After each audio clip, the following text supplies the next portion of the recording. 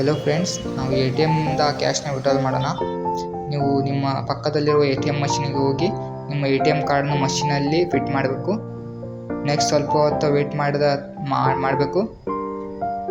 Next ಅಲ್ಲಿ ನಿಮಗೆ banking ಅನ್ನೋ ಆಪ್ಷನ್ನ ಚೂಸ್ ಮಾಡಬೇಕು. ನೆಕ್ಸ್ಟ್ ನೀವು ಈ ಆಪ್ಷನ್ನ ಲ್ಯಾಂಗ್ವೇಜ್ನ ಚೂಸ್ ಮಾಡಿಕೊಂಡು ನೆಕ್ಸ್ಟ್ ನಿಮಗೆ ಎಕ್ಸಾಂಪಲ್ಗಾಗಿ ಒಂದು 2 ಡಿಜಿಟ್ ನಂಬರನ್ನು ನೀವು ಎಂಟರ್ ಮಾಡಬೇಕು. ಎಕ್ಸಾಂಪಲ್ ನಾನು 1 and 2 ತೊಗೊಂಡಿದ್ದೀನಿ. ನೆಕ್ಸ್ಟ್ ಎಸ್ ಅನ್ನು ಸೆಲೆಕ್ಟ್ ಮಾಡಿಕೊಂಡು next please enter your secret pin. ನಿಮ್ಮ ಸೀಕ್ರೆಟ್ ಪಿನ್ 4 ಡಿಜಿಟ್ ಪಿನ್ನನ್ನು ಎಂಟರ್ ಮಾಡಿ ಕ್ಯಾಶ್ನ ವಿಡ್ರಾಲ್ ಮಾಡೋ ಆಪ್ಷನ್ ಮೇಲೆ ಕ್ಲಿಕ್ ಮಾಡಿಕೊಂಡು